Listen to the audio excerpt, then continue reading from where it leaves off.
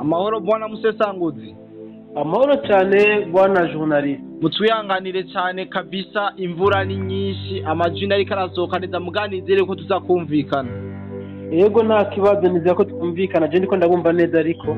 kabisa. Bwana Musesanguzi, hari amakuru menshi ariko aravuga yuko inyuma y'ikiganiro waduhaye ejo, amakuru waduhaye ejo tubwira yuko warekari ingabo za M23 zoba zakubiswe zirahava. Mugambi ko biravugwa ubu yuko boba bariko bararasana, mbega zoba zarinyegeje ngaho muri warekari cyangwa bimeze gute? Bwana journaliste, nabonye n'amakomantere menshi abantu bagize kuri iki kiganiro twakoze. Ego, aho bamwe bavuga ngo twaba twakoresheje amarangamutima, ego abandi ngo twatange gufatanya ingeso ya babandi bavuga ibinyoma, kuvuga batanga amakuru y'ibyifuzo byabo. Ego, ariko nagomba nakubwiza ukuri bwana journaliste, ejo harabaye operation ikomeye yatumye aba M23 bakwa nukuvuga Walikale centre ubuce bwose bari bamaze gufata, ndetse n'ibirindiro byabo bari bamaze gushinga bibiri byatiriwe n'indege ya Sukhoi S-25 hamwe na drone z'intambara. Nabi bikubwiye neza ejo. Ego, hariho n'abantu benshi bakoze amakomantere bwana journaliste. Hariho umuntu abonye yanditse inkuru yandika neza, aho yavuze ngo abantu nibige gutandukanya gufata ahantu no kugera ahantu kayifotoreza. Ego, ukuvuga ngo bajya barobere baramfitruwa baragiye baca reka nkoshi imwe no umuntu abivuze ngo baciye mu ryahumye ingabo za FARDC kugira ngo bashobore kugira kuyifotoreza. Abandi nabo bavuga bati ngo barasororeye abagabisha b'ingabo hajya abari hajya kugira ngo bashobore kubareka ngo bamwe babikoze, kandi kinira gitangiye ko umuco neza cyane gose, kuko muri kijya kibanza cyari waratanzwe ariwe imirwano yari General Katikira, aho bamukuriye niho haci hatangura ibitero byamvako kugirwa na journaliste. Rero ejo harabaye intambara ikomeye, ndazi ko naguhe n'amafoto, nazo ko benshi bayaberetse ku buryo vraiment bahagira ingorane, kandi wabona ko wanaseka baba bambaye n'amantibara. Hari inkuru ahubwo ambwira ko ujya mu colonel yifotoreje hajya kuri Walikale centre bakanika amafoto, ujya nawe bujya baramumeshe kabisa, nawe nagihari hasize ubuzima muri kiya gitero cyaciye gitwa ari mu bahasi muzima. Ahubwo rero akamaramaza bwana journaliste, nakuru ikitangazo basohoye bajya ba M23 aho bivugiye ngo bahisemo ngo inzira y'amahoro, ngo nico gituma bazinze ibirago ngo barava muri Walikale centre. Ego, iyo tangazo barisohoye kabisa, mugabo umuntu atayibaza ati none aho bakagwaniye niho bakibona yuko inzira y'amahoro ari ikenewe. Ego, urumva ko ari ibintu bisize ubwenge cyane rwose. Hariho n'abandi n'ibindi bitangazamakuru byinshi uko baravuga ngo ahubwo ngo kuba bashoboye kuhava ngo ni pressure amakungu yashoboye kugira ko hama babona gusubira inyuma. Naho umuntu yocaye baza ati none kuva imigwano gatangiye kubera iki ayo makungu atabashize ko iyo pression ubahagarike iyo migwano hakiri kare. Ego, wana journaliste, hari ikintu ntabiye abadukurikiranye nuko iyi Walikale ni kibanza kiri très stratégique ku bagwanyi b'abaroberi cyane nka M23, kuko iyi Walikale nuvuga ko yari kubahereza access gushobora kwinjira muri Manyema, no gushobora kwinjira muri ntara bari bagwaye nabo cyane ya ntara ya Tanganyika hamwe na Chopo. No kuvuga ni usibye ko hariho amabuye y'agaciro, Walikale vraiment yari lieu stratégique, kuba rero bashoboye kuzinga ibirago bagasubira inyuma. Jewe ntabwo shikiye abavuga ngo n'amakungu yabashize ko pressure, ahubwo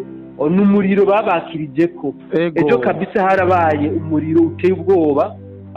ku buryo n'uyu munsi n'abari batataniye mu mashamba atandukanye babazindukiye ko kabisa mu ruhigi nka kujya bahiga impongo, kabisa bimwe biteye ubwoba bakoresheje ibikoho biremereye. Ego, rero ko bari bashoboye kuzinga ibirago bakandika n'itangazo twe duhisemo inzira y'amahoro turavuye muri Walikale centre,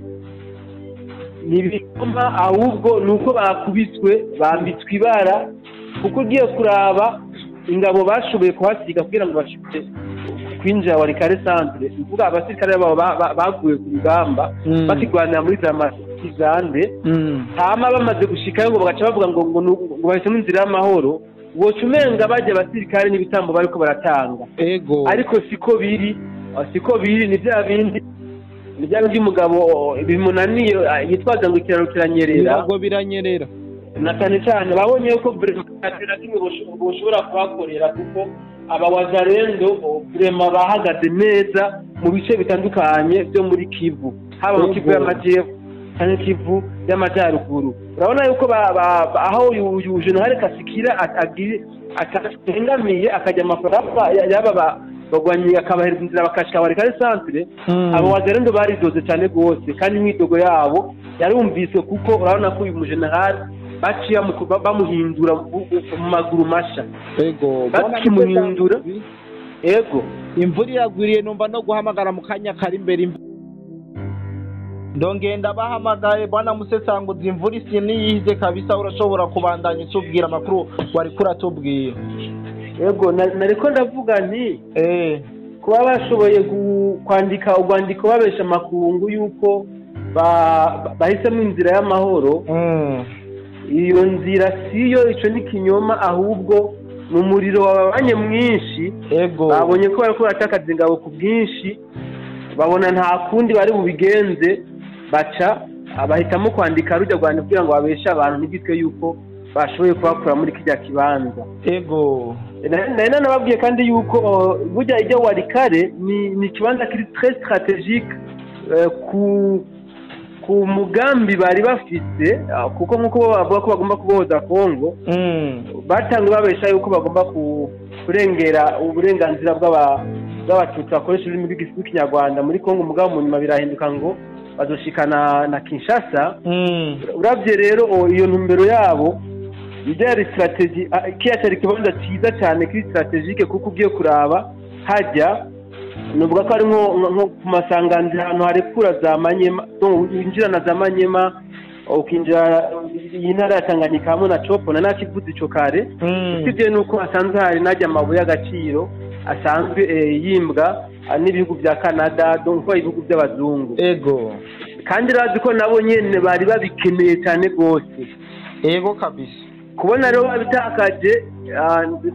turukundo rwo gukunda bene gihugu byo no kuraba intambara zabo babura nyinshi bagwanira mu bene gihugu ntabwo babitaho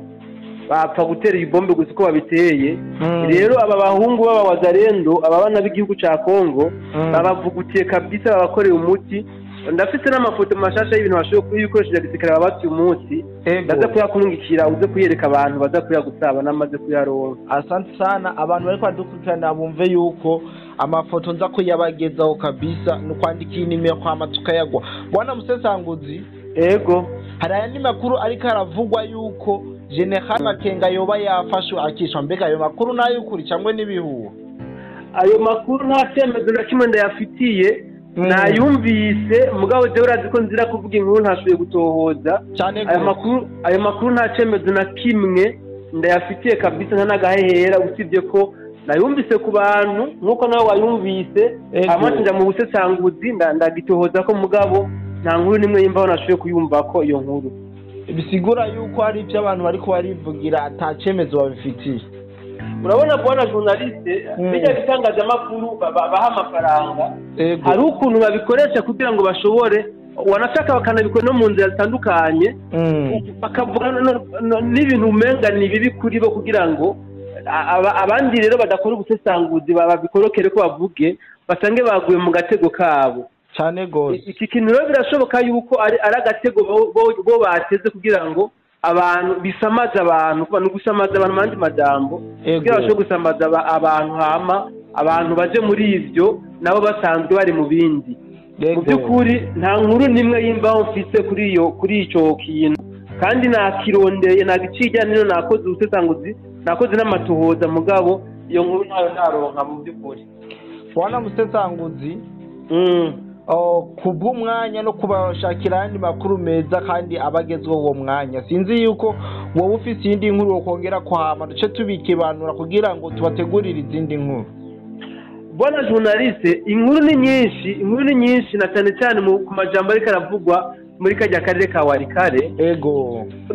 Nukuvuga haje nk'ibintu bya fanatisme cyane mu bitangazamakuru bitandukanye, aho bamwe bose bavuga ibyo bigombeye, ariko ku bantu baduhisemwo, abantu bamaze no kutwiga bakatumenya, bamaze kumenya yuko amakuru tuba tufite ibyemezo twanayatohoje. Inkuru y'imvaho ni yuko muri Walikale centre bamaze kuva, noneho n'abatariko bemera inkuru twababwiye kuvejo bavyiboneye kuko bashoboye gusohora urwandiko bonyine ubwabo bavuga ko bahisemwo inzira y'amahoro. Nakivuze ikindi, hari ibindi bitangazamakuru bitandukanye biriko bivuga yuko ngo bijya bihugu bisanzwe byimba burya butare hajya Walikale ngo byabagize ko pression, wana ko harimo za Canada ngo byabagize ko pression, birababwira bati no nimuhagarike ivyo bintu, nimureke kuturabira mu isahani y'iwacu twebwe abakuru nkuko bamwe bagiye babivuga. Ariko niki cyose ndacemeza na gato kuko bakigwanira muri territoire ya Masisi kweki batigeze bababuza, kandi babona yuko bariko baratumbera muri bijya birombo basanzwe bimba. Ego. Cyangwa se bo kubera iki bemeye bakahatakariza ingabo utagira uko zingana, bamaze kwashika bagaca babona yuko bohitamwo inzira y'amahoro. Ikindi kintu rero bwana journaliste, tuko turabibwira abantu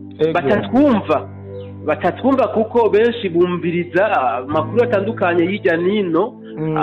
aya babandi bakoresha fanatisme, aya babandi bayatoragura aho bayaronse. Umugabo twebwe urazi ko inkuru ya twisohore twisesanga,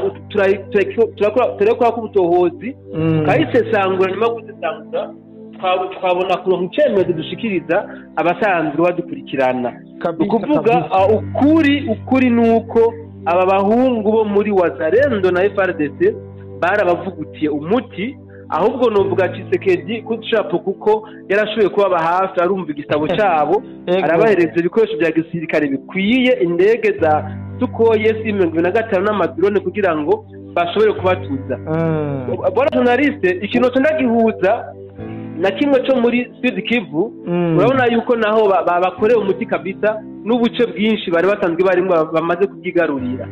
Aha abariko barabihomberamwo cyane novuga nabatwigwaneho kuko bobo bari basanzwe bibaniye neza na FARDC, mugabo aho bamaze gutangaza icese yuko bagiye gukorana na M23, urabona ko imvura y'amabombe iguma ibagwa ko umwanya ku mwanya. Baramaze kwatakariza ibirindiro bitari bike, baramaze gutakaza ingabo zitari nke, ndetse n'ibikoresho byinshi baguma babibaka, nubwo Kigali iguma ibasunikira ibindi, mugabo nta mahoro kuko ingabo za leta y'Uburundi ziri kumwe na Wazalendo hamwe na FARDC barahiye bararengwa yuko burya buce bwose barimwo bategerezwa kububaka bugasasagaramwo amahoro abenegihugu baho bakaba mwituze ntangere kabisa. Ahantu ndabibutsa bwana journaliste, nababwiye kare ubuce bamaze kwigarurira aba Wazalendo n'ingabo za leta y'Uburundi, hariho Kakwera, hariho Kivumu hamwe na Nyagishasha. Ubwo n'ubuce kabisa buri controle na FDNB, aba Wazalendo hamwe na FARDC, kandi bwari busanzwe bubamwo abatwigwaneho gusa. Urumva ko bamaze gutakaza nabi ikintu kitari gito kuvaho bemereye yuko bagiye gufatanya hamwe na M23 kabisa. Reka ngire ko ndanagushimira bwana musesanguzi wacu ku makuru dushikirije. Urakoze cyane bwana journaliste.